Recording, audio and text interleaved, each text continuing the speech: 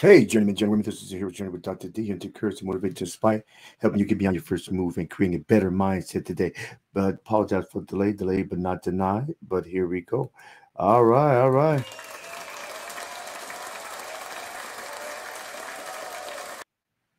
all right.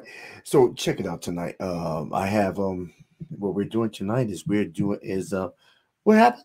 What happened? What happened? All right. First thing I'll do tonight is I will put in the chat line uh, in the comment section. All right, so I'll put the comment section, add a guest. Generally, I'll put this in the chat line, comment section. I'm gonna add a guest, and so while I do this is because this is discussion Q&A. So I'm gonna discuss a little bit, and then we're gonna get on board. So pasting right now. So for those who come on, you can come on now, get in the back room, and then be able to give me your 2 cents. And when you give me your 2 cents, you may actually get a nickel back. Go figure. You may get a nickel back. Go. All right. React. All right. All right. For those, if you find any value in this content, how about you help me help you so we can help others by clicking subscribe, commenting, and sharing. So now I had on two things. Oh, first of all, I need to know if I can be heard. Let me know if my sound is on, if it's off, if it's clear, or if it's cloudy, if it's on, if it needs to be adjusted or not. It'd be good to let me know at the beginning so we won't get delayed at the end to see what the end gonna be. Oh, so what happened? What happened? Let's talk about it. What happened? Now you see in the background, in my background, Chapel Hill shooting. Chapel Hill shooting. Did you think anything ever heinous would happen in Chapel Hill? Well, we've had some situations that happened several years ago about some young ladies that get accosted, you know, you know, indecently, and things have not didn't go good on that situation. Um, and some other things here and there in the Greensboro, the Winston-Salem, just different all around. However, would you ever think, thanks, Tito, I appreciate that. Would you ever think that in the small town, which is pretty much occupied in the gist of uh, the court occupancy is Chapel Hill. It's Chapel Hill, North Carolina, which is famously known for the University of Chapel Hill. When I used to go to a university close by, I used to think of Chapel Hill as the school, not the city. When a person told me they went to Chapel Hill, I said, "Oh, so what dorm do you stay on? What dorm do you stay in, or do you have off-campus housing?" Because when you think about Chapel Hill, North Carolina, you really don't think about the school system. And maybe I'm talking for me. You don't think about any real things or any prominence, but University of Chapel Hill, Dean Smith, the basketball team, not really the football team, but the basketball team. Um, so that's what you think about. Now, this what happened. This gentleman who was he's a grad student, I think second year doctoral grad student in Chapel Hill, and I read through some chats that he had, some texts that he had previously to the situation, and he had issues with some people. So he pretty much he was Asian, and he said that there's a lot of bullying going on in America, and he has some issues with some other people who are pretty much snitching. I guess that worked around him, and that he couldn't get in contact with his superiors or have a real good conversation about some issues that he may be having. However, even with that being said, did you would you ever think that things would get to a point where things would get to a point in his encounter that think that he take a gun and shoot somebody? And not only did he shoot somebody, he shot a professor. Now, if my memory serves me correct, or I may be in error, and when you all come on, just let me know if I'm in error or not. That the situation was the person had an altercation that wasn't really able to be ironed out in a decent manner, and the casualty was a death. And should anything ever get to a point where you can't logically have a conversation or communication with an individual to air it out? Now, you would think this is not a child. This is not an undergrad. Not this is a person in some years, and he's in graduate school, doctoral program. You would think analytical thinking would be part of the plan, and you should be able to process your thought patterns um, in an eloquent manner that doesn't result to violence. And you shouldn't have such a case of passive aggressiveness, whereas you had to pull out a gun and shoot somebody. Who would have thought? You're a doctoral student, and take into your own you took it to your own self to actually take somebody's life or to shoot out of frustration. Go hit a punching bag, get in jujitsu gym, holler at a pillow, play loud music. But there are many other options than to resort to violence to that extent. It seems as if violence is a thing that has been everybody resorts to instead of having a conversation, instead of having a foot race. It's just instead of playing music. But we want to go to violence probably because we think it's a video. But how many people know that when they say cut, the video is over? So the person seems like they're laying down and they're deceased, they get back up. And everybody gets paid. That's a video. That's not reality. That's a fantasy. And maybe is it the thing that we're so indoctrinated with things that come from the media, the airways, songs, for movies. We think that the movie is actually real life, and we start to implement the the scenes in the movie as if they were our own. So you see in my title right here, Chapel Chapel Hill shooter, emotionally unstable. So I'm gonna let people on and see stability of your emotional state is the things to be questioned. Now, the gist of my channel is to encourage, to inspire, to motivate, and to educate, helping people get beyond their first move and creating a better mindset today. To help people regulate their emotions. Now, the reason I work on helping people regulate their emotions because I need to regulate mine. So while I can help the masses, you better believe that every day the first client, the first patient that I have is myself. How many times I'm going to cuss somebody out? I want to hit somebody out. I have to look at the consequences. And I use the tools that I try to teach to help bring me down, so I will not get a stroke or a heart attack for anybody. Is the person emotionally unstable if they don't know how to keep their cool? Is the person emotionally unstable if they cut somebody out? What you think? Is if you're emotionally unstable, is it that if it happens on one time occurrence or if it happens on a consistent pattern? How about a person who cusses you out the next day act as if everything's all right? How about that? They just like cuss you out the next day. Hey, honey, want some pancakes? That would be scary. Tad bit frightening. I would suggest to pack your bags and leave. That would be my suggestion.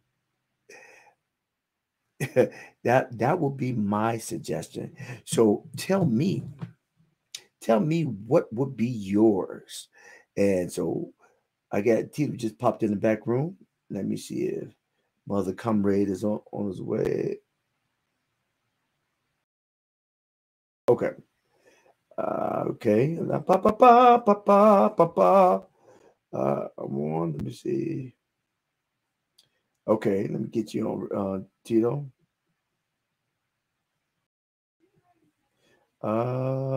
You read? No, that's wrong. Song. Oh, there he is. There he is. All right, people.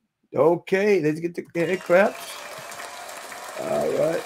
Okay, can't get him. Where you at? Where you at? Thank you. Hoorah! Hoorah! Okay, Hoorah. Yeah, hoorah. I can't get your sound, dog. Why I can't get your sound? Is You that can't me or hear that? Because I can't hear you. me? Let me see if I can get Let me make sure it's not on me.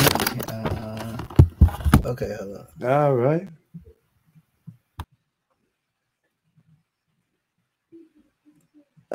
There we go. Renee, can I hear you? Can I I can get? hear you loud and All clear. right. I got my cameras on. I turn it off. All right, can you hear me? Sound. I can hear you loud and All clear. right. I know what's going on. Hello? I got you. Hey, Oh, people. you can hear me? Yeah, I hear everybody. You hear Tito, everybody? You can hear me now. I can't. Yeah. I can't. Renee has seen this got a tan. Um, I always hear you guys, always. My sound is always perfect. Yeah, but just your eyes are not. All right. My eyes are perfectly slanted. Your eyes are perfect. I But your don't know if we should be doing any slanted eye jokes tonight. well, My eyes are what's perfect. your what's your picture? Don't you got a cropped up picture? What's a cropped up picture? You don't have your picture's not on. Your screen's not on. Yeah, I know. I wanted you guys to see the R instead. You don't want to see my face. you, Who you, did that? Hey, cut you, it out. where's your professional headshot? That's Don't you what. got a headshot? Yeah, your professional headshot. Oh, I don't know how to put that on the screen. You did it before. No, I didn't. I never done that. Put a picture on the screen? Yeah. I've never done that.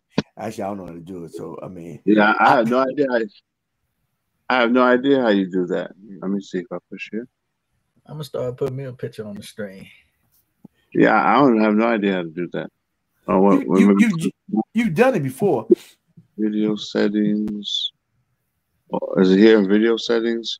Shit, I probably Uh, just switched the camera. Ex Tito. Tito, how you Let's do this. Let's do this off air. huh? We on a live feed here. Okay, so tell me, people, um, was old boy was he justified for his actions, or was he stable or unstable? She said justified. Justifies for his action of killing somebody. I don't think so. Well, he just took a little force. That's what his attorneys would say. I He mean, had because a lapse of judgment.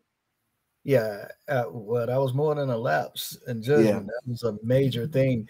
Um, it wasn't self defense, so you can't say justified. that's true. That's true. Um, What do you think he's saying? uh, Wait. We don't know if it was a self defense. huh? We Oh, don't know we don't know if it was a self defense. Oh, did you read the previous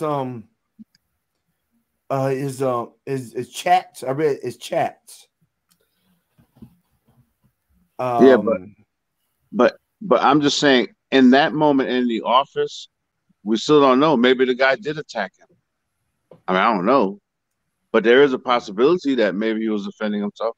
I mean, obviously, hopefully it'll all come out in the trial or whatever. Because then he plead innocent. well, it says that he plead innocent. I I think I read. heard that he entered a non guilty. What's how you say it? Not guilty plea. Okay, this was the suspect in the fatal shooting of a faculty member of UNC on Monday. He's a graduate school. His name is Tali Kwai. The grad student was charged with first degree murder and having a gun or education property in court Tuesday. He did not enter a plea Oh, he and was didn't ordered enter. he- and he Oh, was ordered held without bond. The victim was identified as the actually he shot another Asian. The professor was Asian or Zijia Yan. yeah, the Correct, professor was Asian. Yeah, I saw the right? footage. And so, an associate professor of the Department of Applied Physical Science, who had worked since 2019. The two knew each other. Uh-oh. Yeah, you'll see. Chief Brian he said Tuesday, Kui was a grad student in the same department, and Yang was his faculty advisor. Uh-oh. According to Kui, UNC's biological page, which has been deleted but is available on the internet. Okay, Kui Kwa entered the school in 2022 and listed his previous education. Blah blah blah blah blah blah. And then he said, "Was that blah blah blah blah?" Courtroom Tuesday where orange jumpsuit cuffed in front of him. He used an interpreter. First appearance, Neiman said the gun possession charge was related to a 9mm handgun, a firearm used in shooting. If convicted, Kui faced a minimum of life in prison without parole for murder, uh, and up to 2 years for weapons. Maximum sentence for first-degree murder is death penalty. Mm-hmm. Expresses condolences. He was loved colleague, mentor, and a friend of so many on campus, and a father of two young children. He said, Mm-mm. Uh, Mm-mm. "Yeah." So, what was you saying? He plead what? Innocent? I'm saying we still don't know the full details. Maybe it was, hey, you know me, I've known you. You know we love each other. You need to tell your wife. No, I can't tell my wife. No, you promised me. Then I I said, think I no, think I'm Renee had sorry.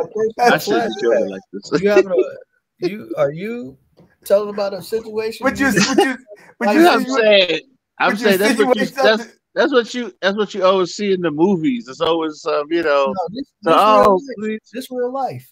But yeah, I shouldn't be joking like that. It's kind of sad and unfortunate. But another thing, I know I've heard this for years. My undergraduate degree was in math, and a number of people have told me this. I don't know what department they were in, but Applied some physical science. what? Applied uh applied physical sciences. Oh, okay. Well, I was gonna say I know certain disciplines are known for causing people to go mad. Um, and maybe also sometimes the stress, particular cultures, the stress is extremely intense on having to succeed and having to make it happen. I mean, maybe the associate professor was like, hey, Oh, you're not doing right. You're gonna get this bad grade, so you might have just snapped. I mean, we don't know. zero defect mentality. Yeah. What's that? What's You that? Oh, can't. can't make any mistakes. Can't do Yeah, anything wrong. you got to be perfect. Yeah, I got you. It's kind of I kind of understand that culture in a way, because that's military mindset of things. It was kind of like zero defect mentality, and it can, yeah, it can put a lot of stress on you because especially you're around a lot of alpha males. Everybody got to be right, and you got to be the strongest. You got to be the fastest. Stuff like that. Competitive. Yeah. Right. Mhm. And some cultures, like I said, the family pressure to be perfect and to not shame the family, to because I don't know if you guys remember this. A few years ago, something similar happened where a PhD student, but I think he shot like 3 or 4 people at one of these universities. I think it was in California. He went to and I think they said it was because of a grade he got, and he like snapped and went into the department and like I think killed a few people. Hmm. You think you talking about that earlier? You got a Yeah, B. You got a B or something? yeah, it was a grade he didn't agree with, and he just flipped, and like went in and just shot a bunch of people. I don't know. I guess we'll find out eventually, but it's almost crazy. Well, Yeah, it goes to so the emotional state. Like I said earlier, why is it that we got to get a Glock or something to shoot somebody? Why can't we have a conversation? And you would think if you to that point of education, you should have some logical decorum. It's not like he's a freshman in college or just walking through the college. He's been there for a while. But I read in chat earlier, it's a conversation they had. They went through his social media, and he was saying somebody was a snitch. He was talking about America has bullying in it, and I guess it said he was trying to get over his PI. I guess that it's professor, and he couldn't get communicate with the individual. The frustration overwhelmed him. I guess that's the I do understand that some people you have certain type of personalities.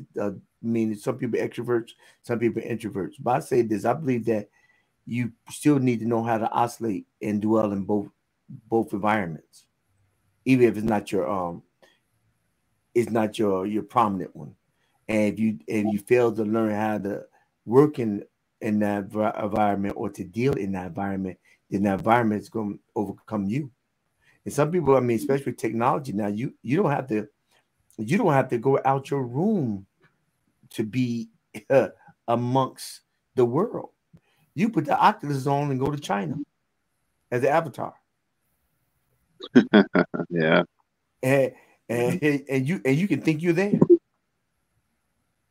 yeah, and everything can be working. Or you can put the program, and everybody can be connecting with you as you have dreamed they would, and you'd be happy.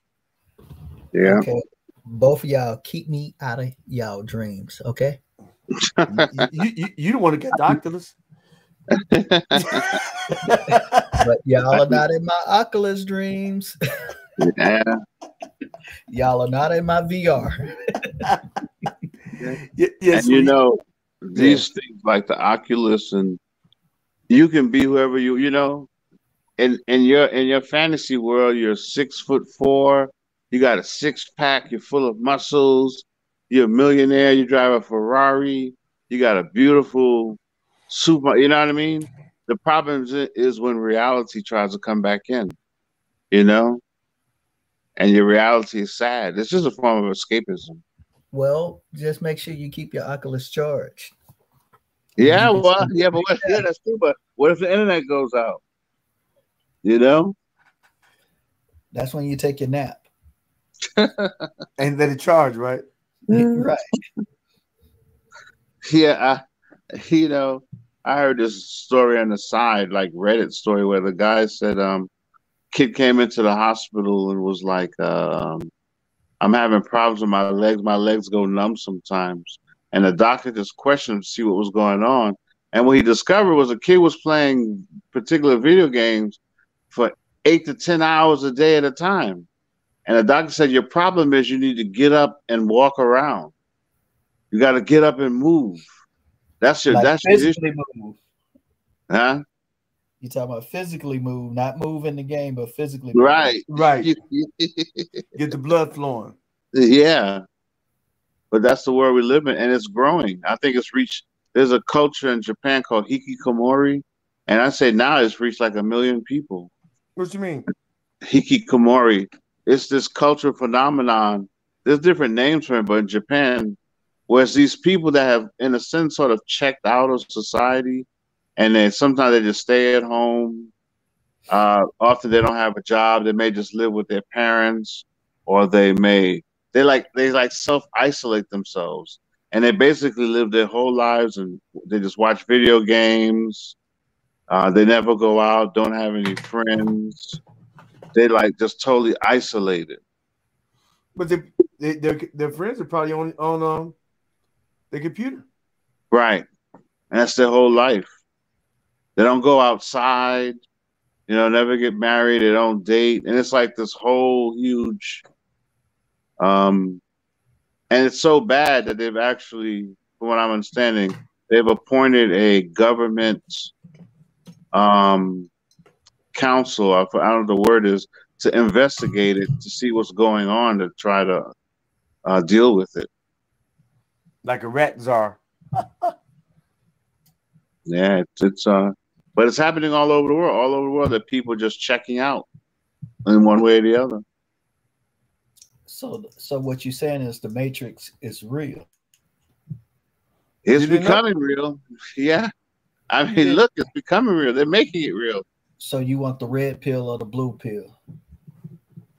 Personally, I feel like I've already gotten the red pill.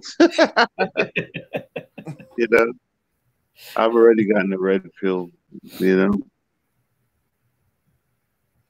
know, you already got the red pill. Yeah, I like life. I want to go outside. I want to exercise. I love nature. I don't want to just stay locked up in my house all day, every day. Blank man, it just came in. Who, Phil? And how come he gets to have a blank screen like that? He blank man. Where's the? He got no dog. He was coming up with some type of stuffed animal, character up there, some yeah, he got bobblehead or a stuffed animal. A cute baby picture, or you got none of those? Can That's messed up. That's okay. I'm gonna just add my 2 cents to all of this stuff. Only thing I can say is from somebody who lived in an alternate universe, and what I mean by that is I was kind of like to myself and quiet and stuff like that. But for me, it wasn't being totally checked out of reality. When I made up a universe of like a story and situations and stuff like that. So I didn't make up my universe to say, oh, I got a 6-pack or I got $1 million. That wasn't mine. Mine was more of my doing stuff for creative reasons and how I would create a scenario or situation. So I guess mine is on the other side of the what you call that meter, where I'm not that checked out like the other person who is just like, oh, their reality is just something totally different. And I think for like people who write or perform spoken word and stuff like that, our reality or our sub-reality isn't that extreme. At least that's the way I see it. Now, what do you have to say about what? Repeat the question. Repeat the question. Phil. Sound like he went out. I heard it like a little static during him speaking. I think that may have been Skillet. I think he was about to say, what do you have to say about that? That would have sounded like he was about to say, what do you have to say about that? But I'm not sure. Well, we can assume, and what they say about assume. It's I think we all have our own little mental world that we escape to, our thoughts, our mind. Because believe it or not, I'm an introvert, but I do show extrovert times, but it drains me to be around people. I get out and I can socialize real good. Right. But people don't realize how much time I need to be alone in order to be able to socialize like that. I spend more time alone and in my head than I spend with actual people at times. How did that? I'm just. Go ahead. I'm curious. Was that compatible well, or did that work well? Because I was always given the impression that Marines by nature are taught to be very extroverted or very, loud and dominant. Well, this is. I'm gonna tell you. I have my life I always put things in compartments. If I'm at work, I'm this.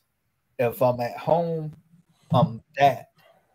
but I have to. But in order to do all of that, I have to spend my alone time to get my energy to reboot and charge up. Oh, okay. So I can do the roles. I can do what I need to do. I can socialize. I can be, I can be anal. I can be whatever I need to be at them times. Mhm. But I have to have my time to be alone, to recharge, reboot, clear my thoughts, get my energy level, my mental energy back up. Yeah. Oh, okay. It's kind of like when you go to work. Hey, you focus on what you got to do at work. You're not thinking about anything else. It's about what's in front of me right now, and that's how I always tackle it.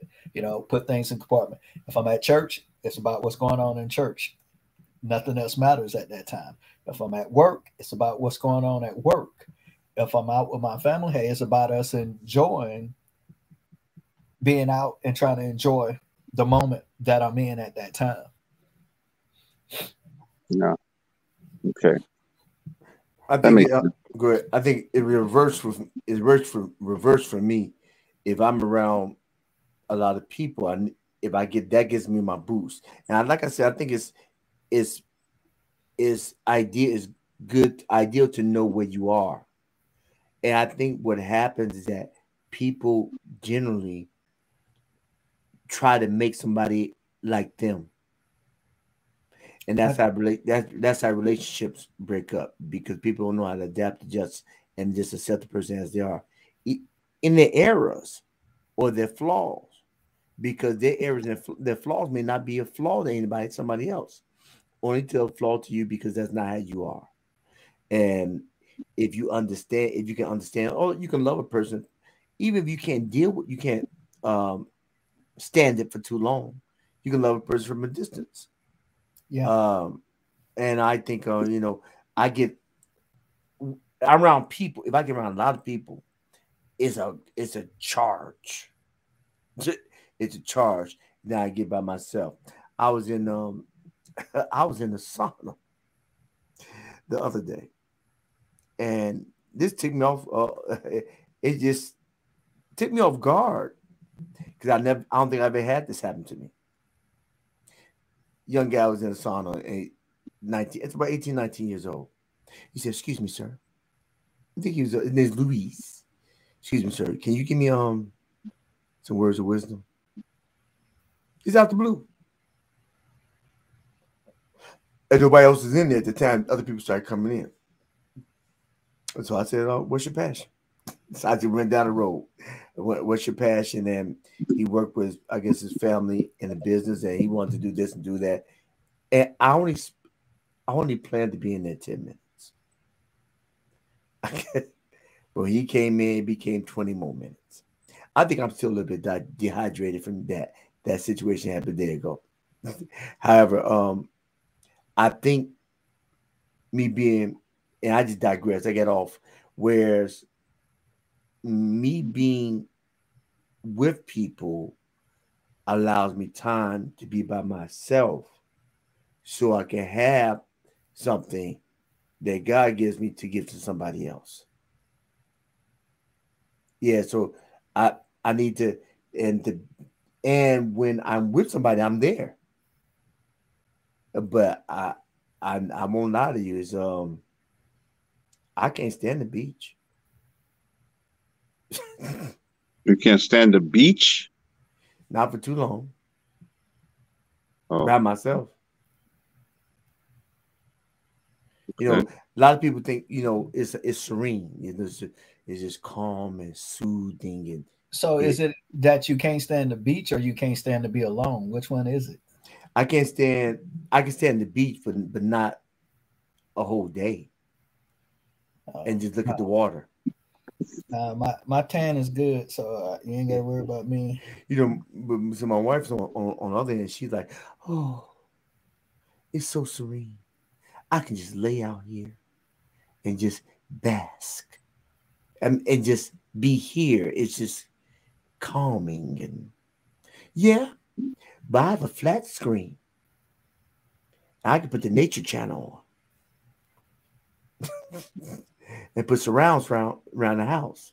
But I get it, being in the atmosphere and being there. So it's cool for a little while. And it actually is cool to to me if I had a couple people around after So about 20, 30 you minutes. prefer the extrovert life. You prefer it.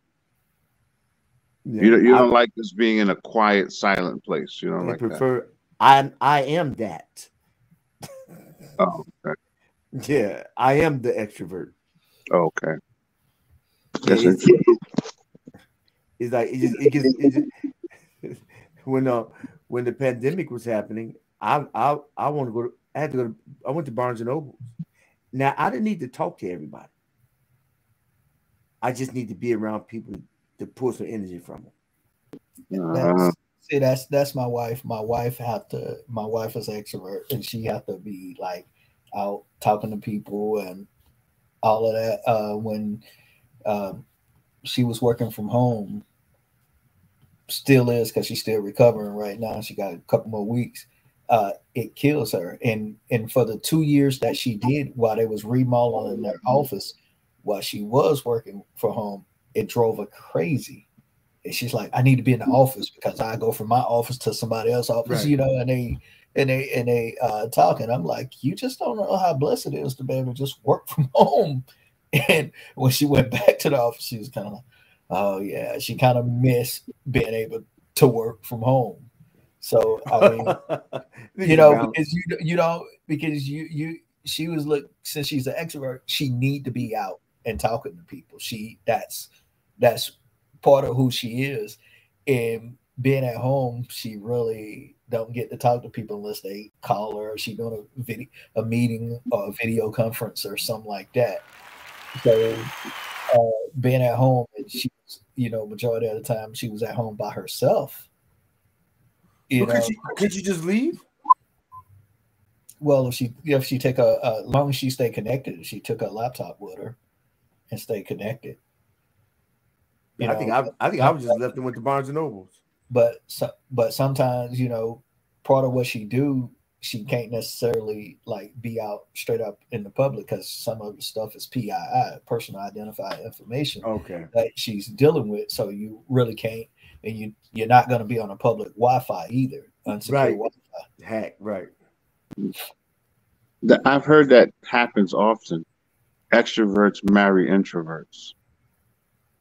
Well, it would make sense in our case because she's the one, but everybody think I'm the social person because when I'm around people, I can give that energy off. But like I said, if I'm in the house, I deal with my family for about, for a while, and then like what, I'll be in the home office or I'll be in the bedroom or something.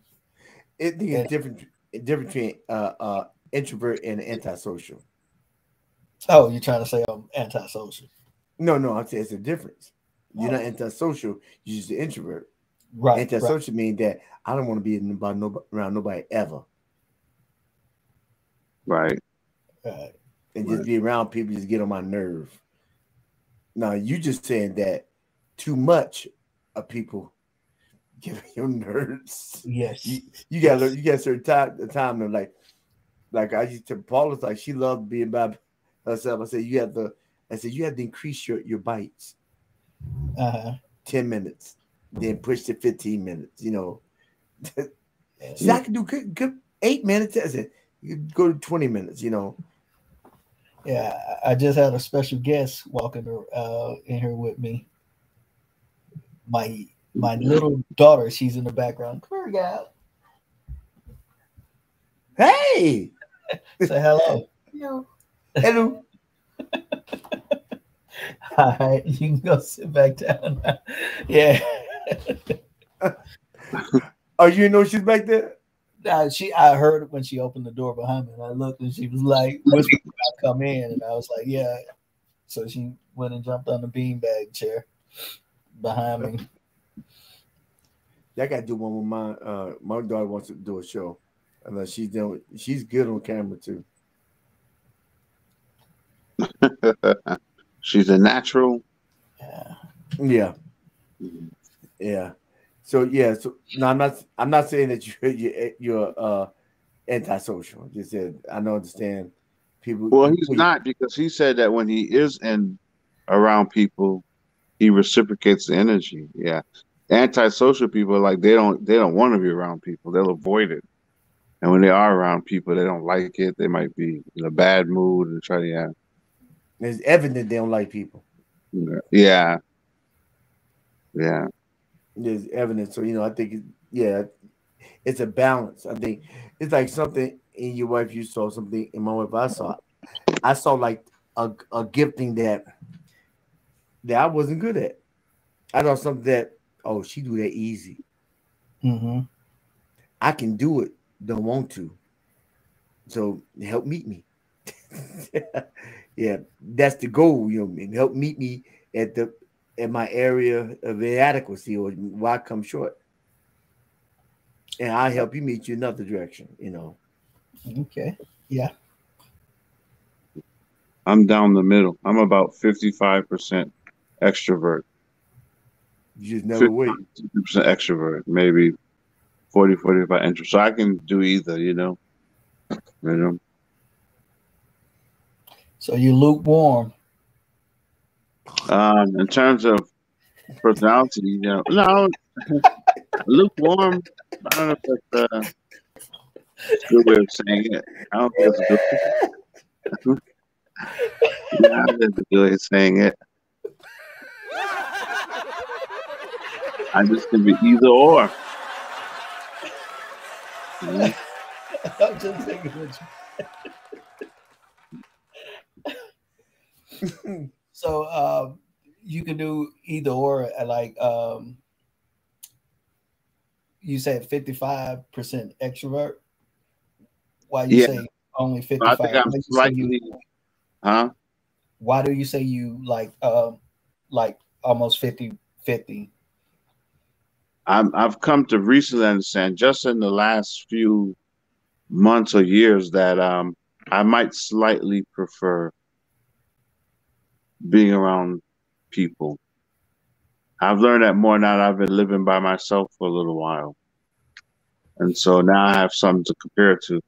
Whereas I had housemates for 9 years straight, Mm-hmm. before I started living by myself. And then, so now I realize, oh, okay, I had to get adjusted. I'm adjusted now. I enjoy it. But then I said, okay, I may slightly more have enjoyed, um, not tremendously, but that's why I give it like a 55%. Um, I enjoy being more around other people. So I'm kind of in the middle.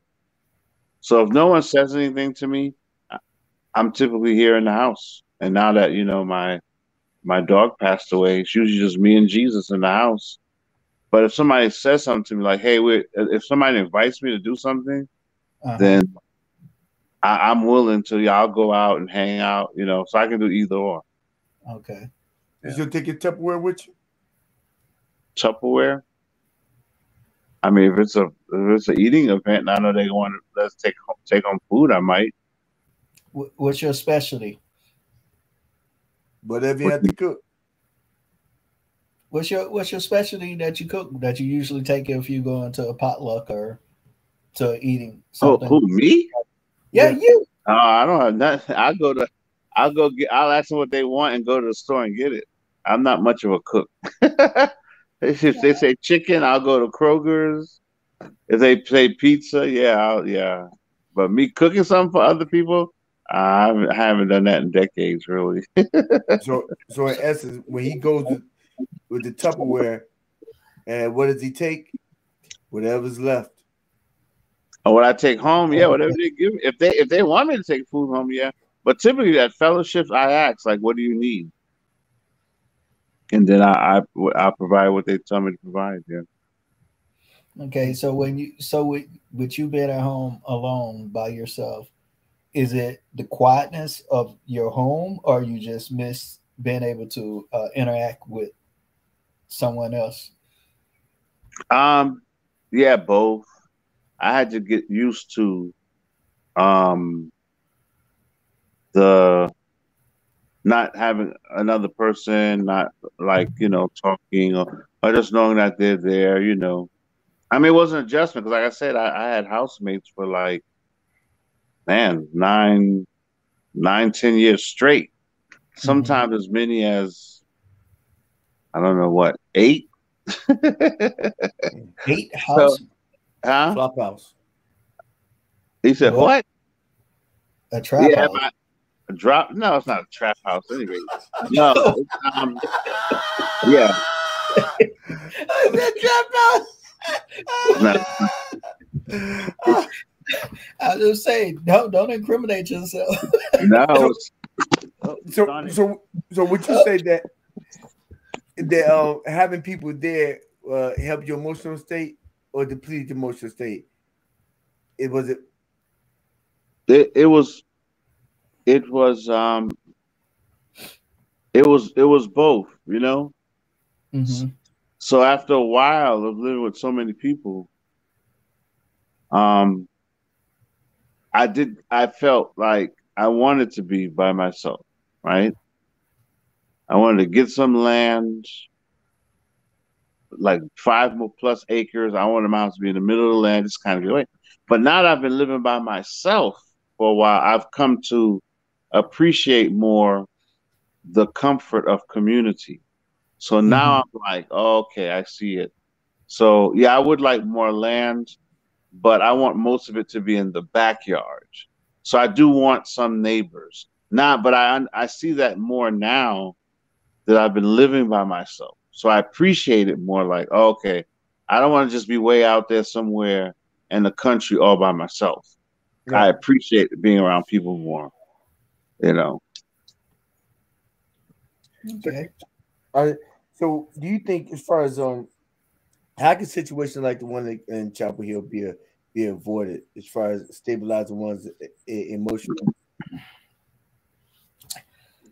Honestly, I don't think it's too much you can do. I mean, we can try to identify, you can because usually when things happen, you'd be like, man, when they said this, you put more stuff together after a situation happened if someone said something to you. Because you never know when someone is gonna snap. I mean, if you think about it, he was an undergrad, right? No, he's graduate student. He's graduate. Oh, he's a graduate student. So you would think that he would have things more in order, more of a sane person, someone that you wouldn't think would do something like that. So you can't control, what somebody do and when they're going to do it. That's just like me. Somebody might think I'm considered a sane person, but something can happen and I can snap. But you can't predict the future. No one can predict the future and say, hey, what can we do different? What can we do different? We always, every time something happens, the first thing people want to do is, guns. It's not the guns, it's the people. And right. Then, you want to make new laws, especially when it comes down to a lot of mass shootings. You want to make new laws to try to control something. And it's not necessarily we already got laws. We already got rules. But you can't control what a person gonna do. You making laws for law-abiding citizens, and the person can be a law-abiding citizen at that time that they purchased that weapon, but 5 years down the road, 10 years down the road, something happened, they snap. You can't control that. So how can we? I don't know any way I can think of in my head. It's a lot of people out there. Maybe we can all collectively come up with some. But how can you control a person's mental state when something happened that may cause them to snap and say, "This is what I'm gonna do. This is how I get my point across." Or because it's not like. You can say if they say crazy things on their social media account, and stuff like that, you can say, oh, that's sometimes you're like, oh, that's somebody just talking, or whatever. How do you know when to, if they threaten somebody's life, that should be taken serious. Right. But people saying, because some people, I got a family member I always talk about it on Facebook. They put their whole life pretty much on Facebook, and most of the stuff to me is like negative stuff. Like, it's like, okay, you going through a lot. Isn't it's about their relationship? And I'm like, man, they going through a lot. You putting everything out there. You can kind of gauge their mood, but does that necessarily mean they're going to do something crazy? Because what they going through, what's at that time in their relationship, their marriage. So how do you can't really, if they're not saying, hey, I'm gonna go harm somebody, how do you stop that? How do you it's nothing you can do, you can't. What was that movie? Was it a Minority Report? It was some movie where they like Tom Cruise. Yeah, Tom they Cruise. could predict the future, and it'd be like you'll get arrested before you do the crime or something like Right. that. Yeah. We're not there. We're not there. right? Man, I agree. You can't regulate insanity. Yeah, exactly. Yeah. I think that you can't regulate insanity, but you can prevent a piece of trash from becoming a landfill. I think we, in general, toxic thoughts have accumulation effect, and they're accumulated because we don't deal with them as they're deposited. And for most part, we think, ain't nothing. It won't be anything. It go away. And go ahead. I was gonna say, how do you, to me that would be almost like an individual thing. It's like, what point they need to know that, hey, maybe I need to talk to somebody. I need help.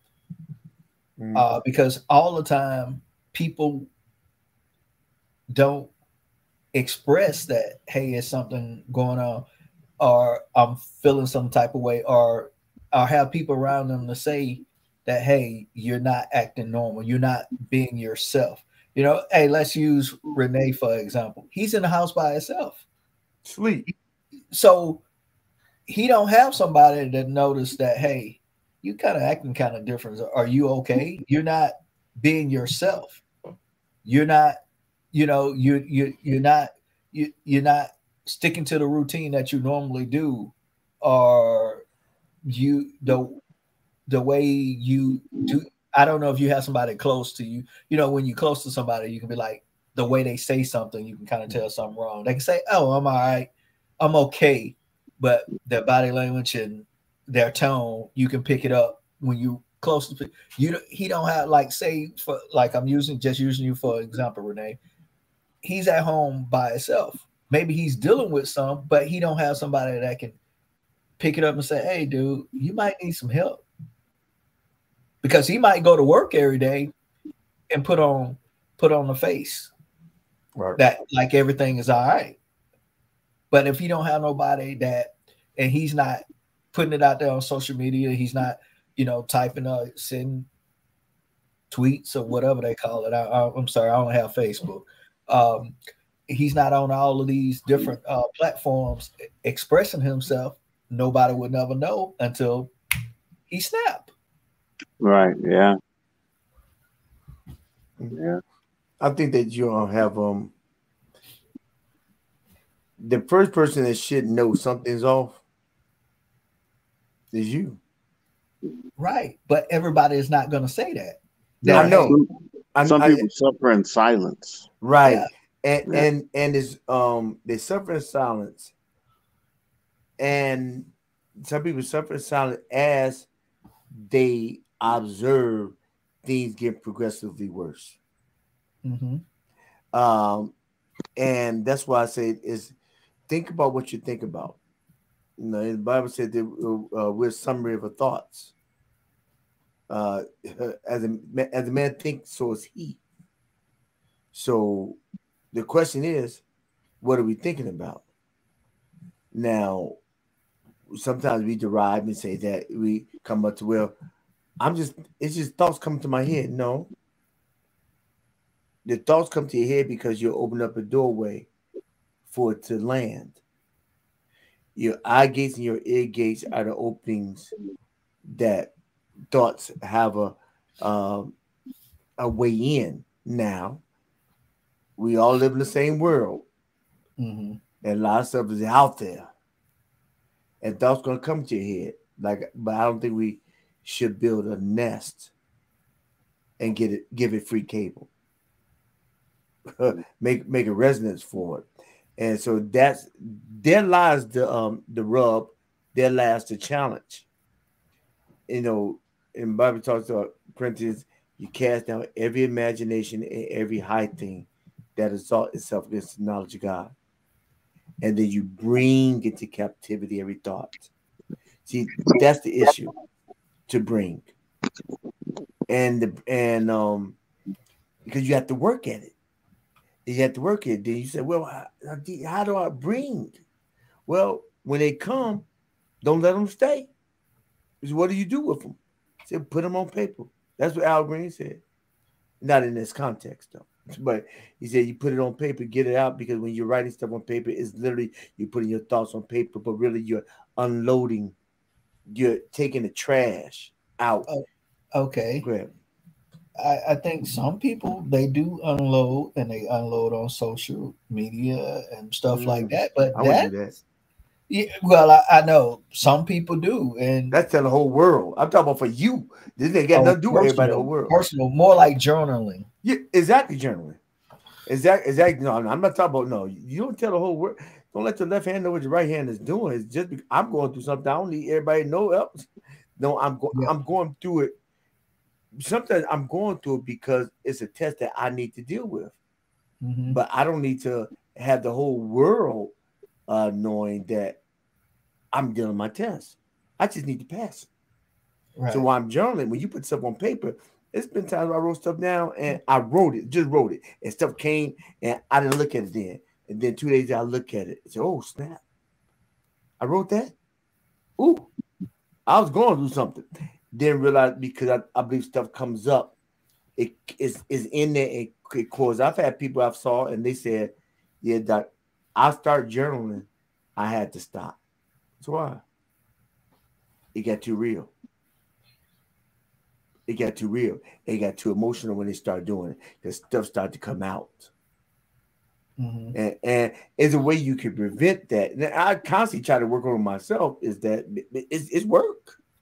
Well, go ahead. When you want it to come out, and that's the purpose of it.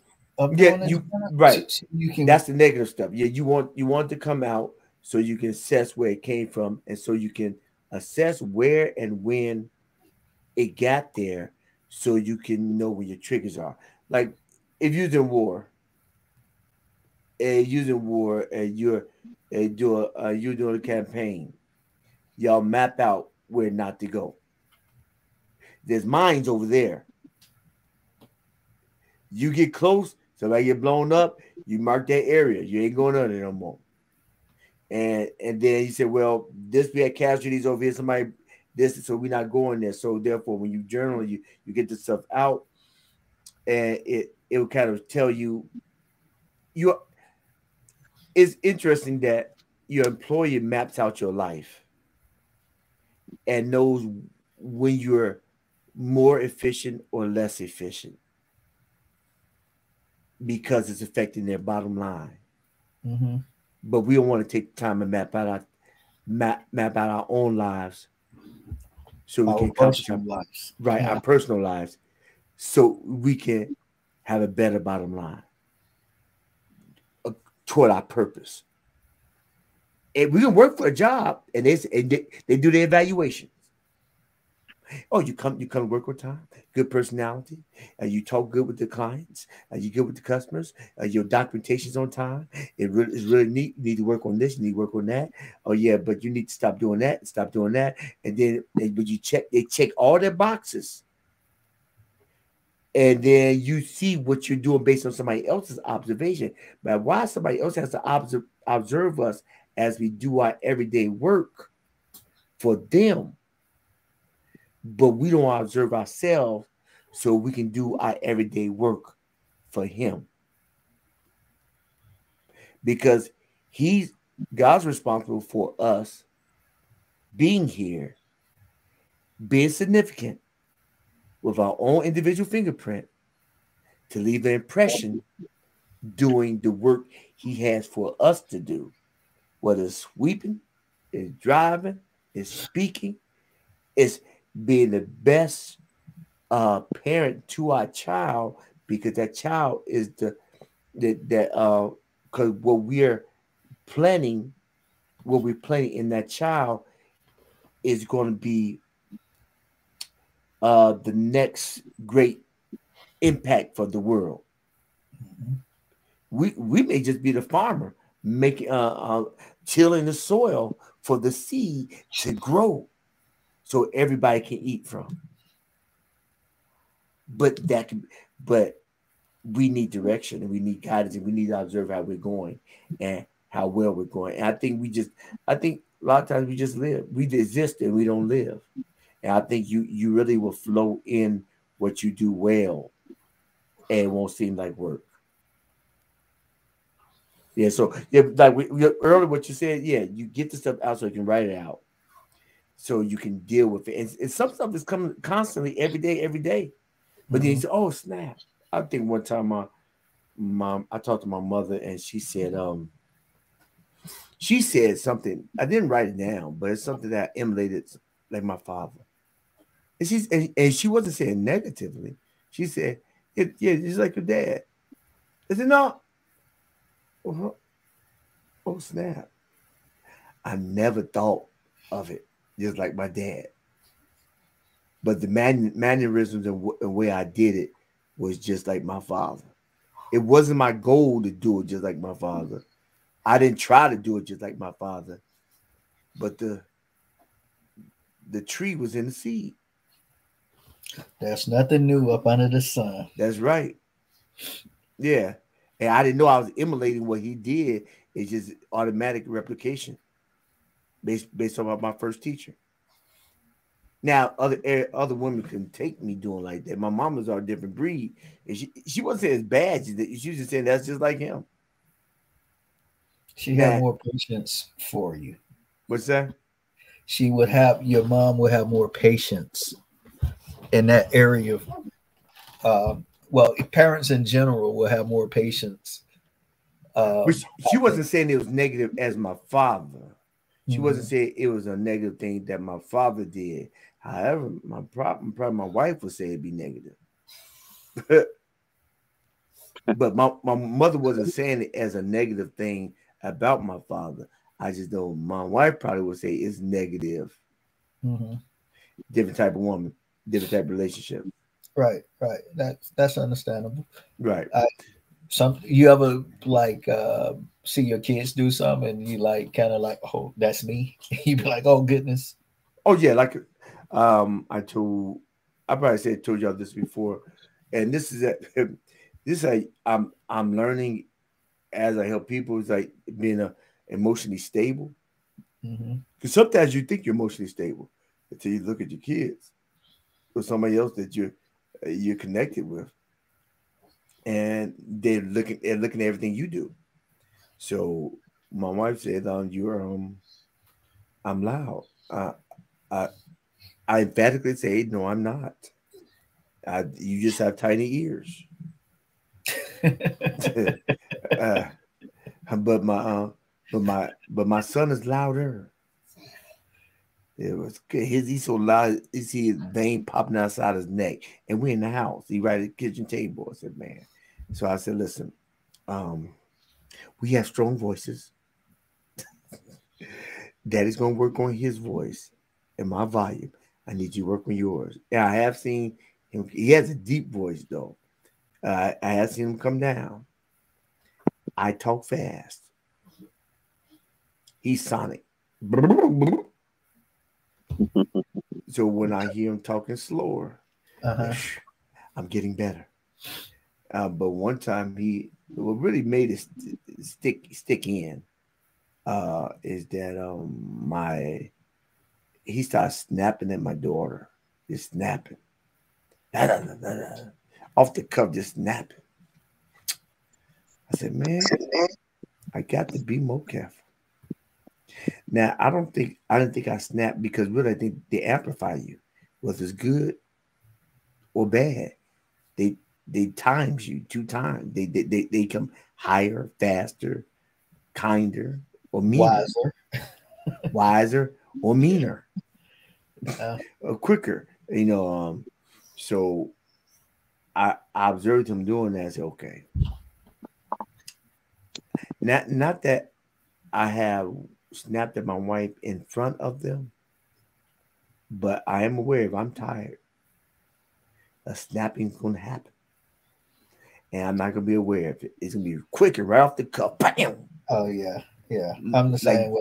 like I Jesse always- James. Pow, pow. I do the same thing. I compare myself to a toddler. If I didn't get that nap in and I need to go to sleep, if I need to get a nap, you're in trouble. I might you Yeah. might ask me to simple thing. I'm like, "Rrr," I'm about to snatch your head off, Right. and So that- like, oh, I gotta get my rest. I have to get my rest. So that's why I'm very intentional in how I communicate with my wife, and Yeah. not just in my kid's face, it's in general.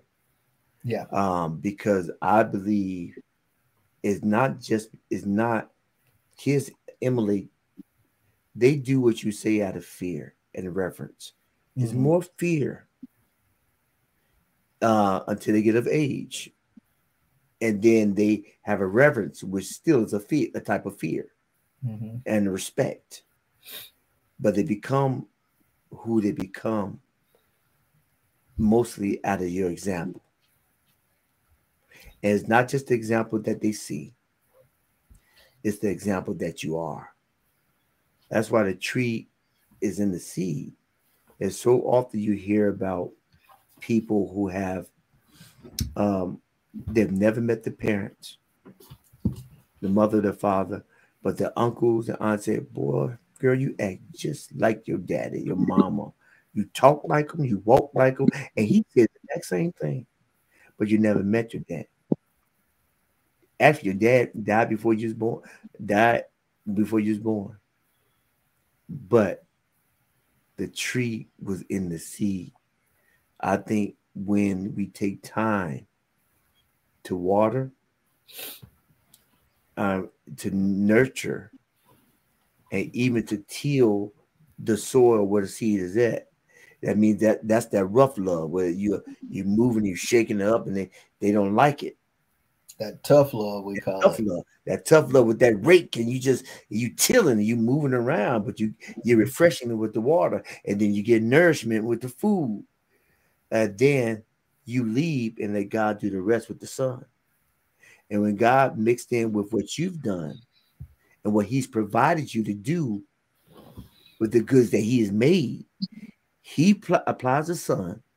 You leave the premise, and then you're raised based on what you grow based on what is in the soil and based on what you did. A lot of times I've seen people where I said, man, if I never met your father, I know he did a good, he was a great man because I see you. A lot of farms you go, and the farmer's been, the original farmer's been dead for 20, 50 years.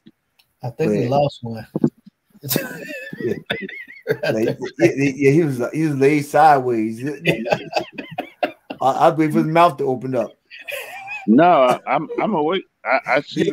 Just my arm got tired, so I changed. You literally went sideways. Yeah. Yeah, it was my arm. It was my arm. I'm holding the phone in my hand, so my arm was getting tired like that. That's all. So that's why I switched arms now. As long as it don't get limp.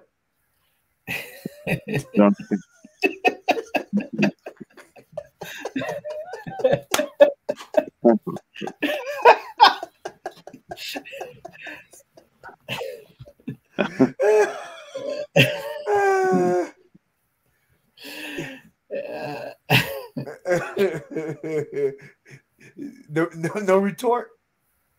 No retort.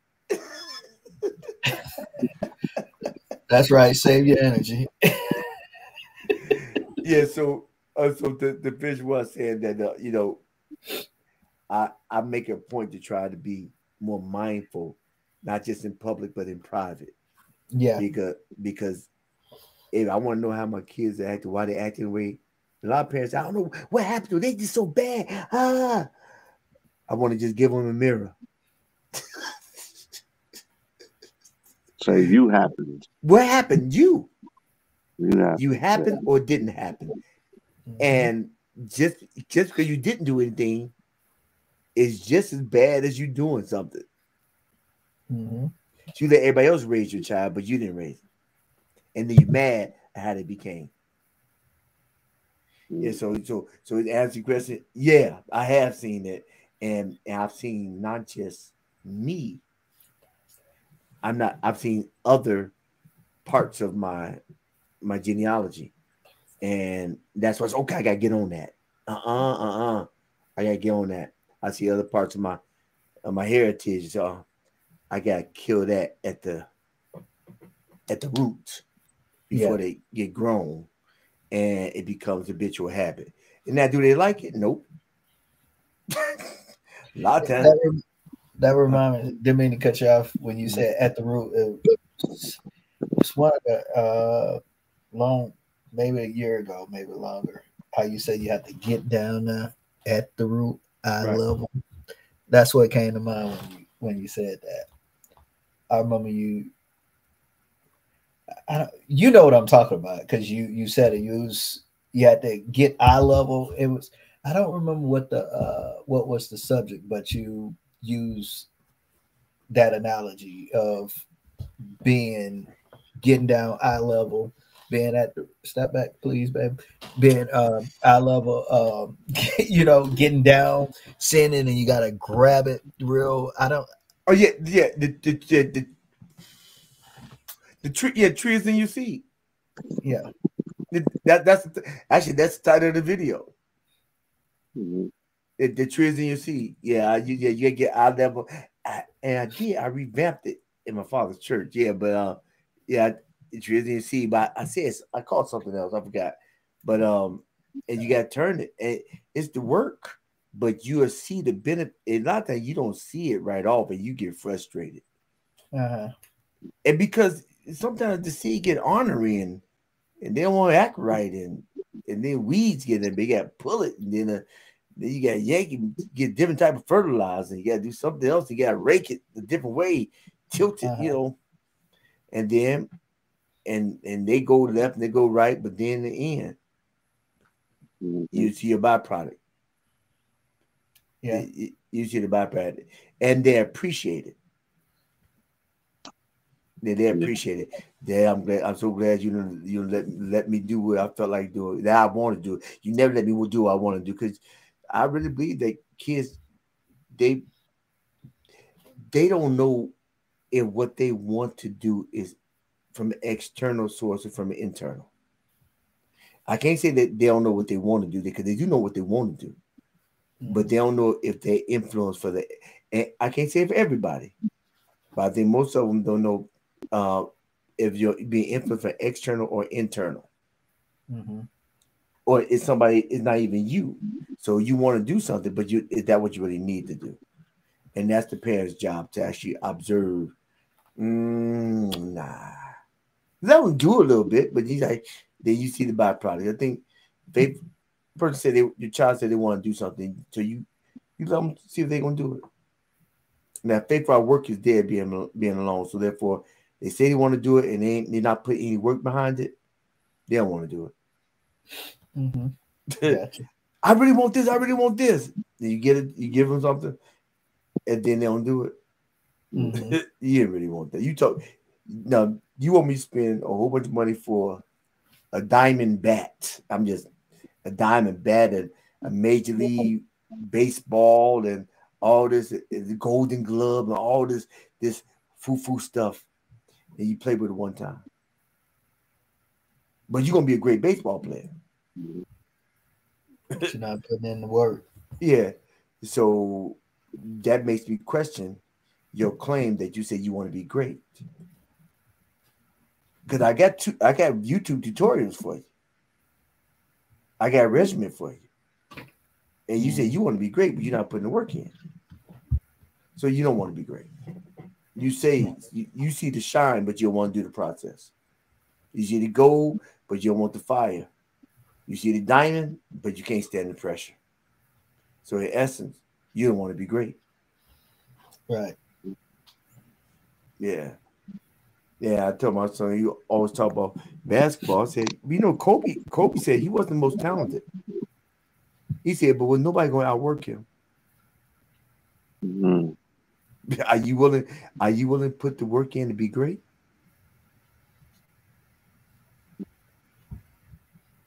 Yeah. They never answer that. I mean, not that Michael Jordan worked hard. He had that dog in them. They worked hard for it. You want anything in life, you have to work for it. Every now and then you get something, you want to keep it, maintain it. Yeah. Yeah. Especially as a man. Yeah, it don't get easy for us. No, they don't. It's a lot. It's a lot of expectation, especially being, head of household, being the leader, being the head priest of your home. I mean, it's just a lot. It don't get easier. We sometimes we make it look easy to the kids because they don't see how much effort and work go into to make everything happen. So it don't get easier. Even I can even say I listen to some of my older kids when they're talking about stuff. It's like that's life. You know what I mean? They saying stuff, but it's life. That struggle or that situation, you're not the only one. You have some people dealing with it right now, or me and your mom has dealt with that. So it don't get any easier. I think we just the way we go through it when we mature. I can all the older kids say, "Hey, we much softer on the younger one. We didn't got soft," and I don't see it as we got soft. I think we have gained knowledge and we got more patience in areas. Right. So that it's a process. It's a growing thing. I think we continue to grow. Yeah, I can even remember being in my mid-20s and stuff, things that my dad used to say and do I didn't understand, and then having my own little family, them aha moments like, that's why. You know what I mean? Right. That's why he what you call it.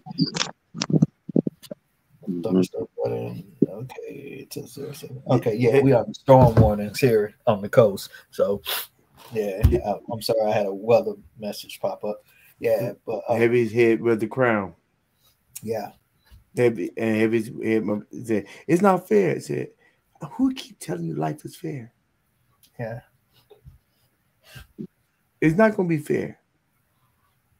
But it's going to be what you do with it. So that takes me back to are you going to stabilize your emotions, or are you going to let your emotions run you into a wall?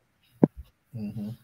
It's not what people do to you, how you treat it, even the environment you come from, situation you experience that makes you who you are. It's how you respond to them. Yeah. I constantly work on that every day to respond accordingly, not what they deserve, but to preserve. I don't give people what they deserve, but I just try to preserve me. I only got one life to live, and it's not theirs. And if I can stabilize my emotions, I can prevent myself from getting asterosis, high blood pressure, a premature heart attack.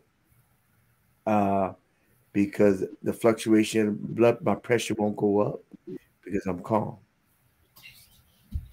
I won't have internal influx, not for too long. I mean, science says that you really should, like with stuff, we all get flustered, frustrated. You should give it 90 seconds and then pull back. Any more 90 seconds, you run the tendency to running amok. You want to bless a vessel. It's like have you ever ran a car hot? Yeah. First starts seeing smoke. And then you bust a hose. And then eventually the engine lock up. Yeah. So and you can tell when you're hot, you can tell when you come down. That's why some people say is I need to take a walk. I need to take a drive. So you decompress. And so you won't cuss them to beep out. And say something that you meant, but you're still gonna regret. We mean a lot of stuff when you're mad. Oh yeah. My favorite saying I always say, mind your tongue. When somebody upset, hey, mind your tongue, especially to my kids. Because I believe in them expressing themselves, but you're gonna do it in a respectful manner. But mind your tongue, because you may say something and you don't realize how sharp your tongue can be. And that sticks with the person that you said it to. Y'all back all calm, but you done put a seed in them by what you said. Right. Because you was angry at that time or you was upset. So you spewed something out that was hurtful because you're upset and not understanding that, hey, you just planted a seed that may be eating away at that person because you said it could have been their insecurity at that time. Right. I think like I tell my son sometimes he gets in his feelings. I said you can't let your feelings control you. Right. And I try to pull back and then address it. However, what I always have to step in when I start to hear him start talking negative about himself. So we ain't doing that. We ain't doing that. We ain't doing it. Get thoughts out your head. We ain't doing that. But to his credit, when we come back the next day, he realizes that he did too much. But I'm trying to get him to get to a point where it's what's the trigger that's telling you about to go there. And so what do you need to do to stop yourself from going there? Lots of irreparable when the words are going out. It's just waiting for a place to land. And you keep feeding yourself stuff like that, you start believing the negative stuff that you're spewing. And the negative stuff that you're spewing is nothing but the enemy trying to plant thoughts. With the media, with whatever. Now I tell them to listen. If it's contrary to thinking on things, if not anything good, lovely, pure, honest, of good rapport, if there's no virtue and there's no praise, don't think on it. That means it's not from God.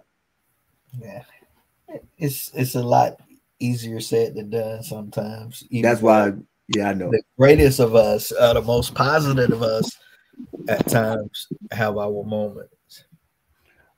Oh, that's why it's by the renewing of your mind. Yeah, renewing. I mean, it's a constant work. You bring it to captivity because it's constant work.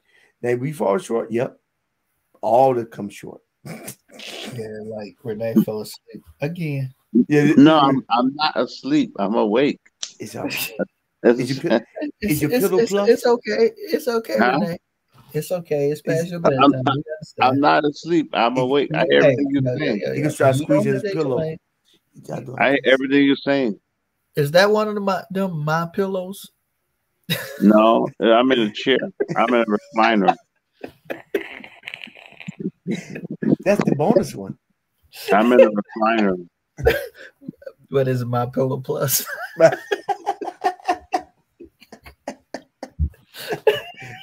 I'm in. I'm in a recliner. Now he trying to show us his chair. Yeah, Do the I'm pillow not trying off to show the the pillow. You try to show the pillow on slippers. And you got pillow slippers now. Yeah, I saw that. Yeah, No, so, I don't have any pillow slippers. yeah. I mean, we try to capitalize off that, but in any case, so okay, the go. We will wrap up. Emotional stability. We pretty much covered that. You know, the guy was going through stuff. But the guy was going through things on the campus, and he didn't get grip of it.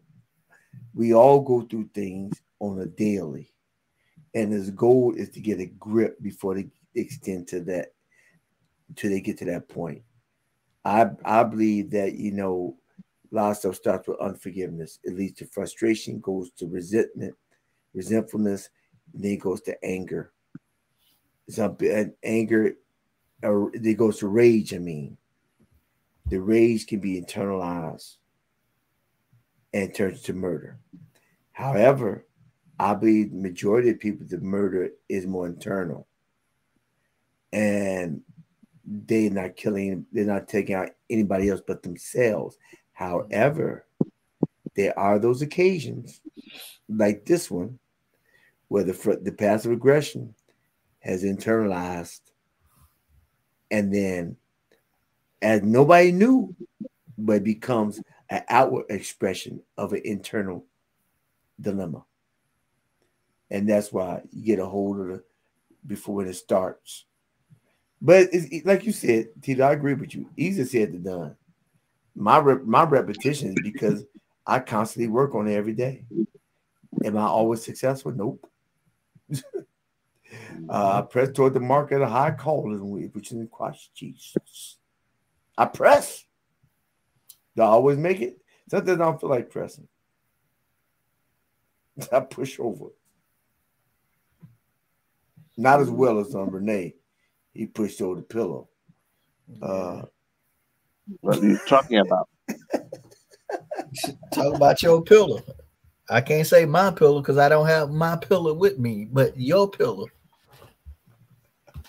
What are you talking about? Okay. Yeah, so Well, that's if you was awake, if you was awoke at the time, you would know I heard what we everything you said. You gotta let okay. you can't let it build up. You gotta let it out slowly. If you let it build up too long, then it explodes, comes out the wrong way. Okay. What you gotta say, Tito, as you close out? Wow. I really don't have a comment. If I I would like to say if somebody see this, whoever see this video, if you need help, ask for help. Don't be afraid. It's okay. Get you a good trusted therapist, psychiatrist, or a good friend that you can trust that you can Right. let out what's going on, and that's going to help you and not gossip about it, but really going to help you and don't use it against you. You know who you can trust. Just ask for help. It's nothing wrong with asking for help if you feel like you need help. And if that person seems like they can't do it, find somebody else that can help you. Right. But don't just give up and don't think that you're the only person going through something or a struggle. That's all I have. Right. All right, people. All right. Praise God. God is good. All the time. Jesus Christ, the way, the truth, and the life. That's right. All right. Yeshua HaMashiach. Ashia, I'm a Shia. Out. All right. Deuces. Mm-hmm. All right, journeymen, journeywomen. Thank you for sharing. If you're looking on the replay, put a comment in the down below. Any content, any questions that you'd like to ask me, I will respond with them expeditiously. And look at the replay. Also, look up above. I have content on a couple other areas on the channel. Content, purpose driven videos, as well as my new segments in them streets with Dr. D or Ride and Share with Dr. D. But more importantly, if you find any value in this content, how about you help me help you so we can help others by clicking subscribe, commenting, sharing, and give me those thumbs up, because when you do this, what you do is you organically help me and grow with me, and so we make it better tomorrow, today. But give me those thumbs up. Help the algorithm actually push me up and gets more movement onto my content. So, with that being said, if you don't if you don't remember anything else from this video, and you just popped on right now, remember this, because this may be the most important thing that you remember and you heard all day. Every day you get a vertical, I need you to make it your goal in life to always move forward and never. Always move forward and never move back. Life is just too short to live looking in the rearview mirror. You are important. I feel that you're important. God knows that you are important. That's why you got the fingerprint, because you're precious and you're unique. And this is a hero's journey with Dr. D, and we are out. Wanna move my feet, wanna drink my wine, wanna move my feet, wanna drink my wine, wanna move my feet, wanna drink my wine, wanna move my feet, wanna drink my wine.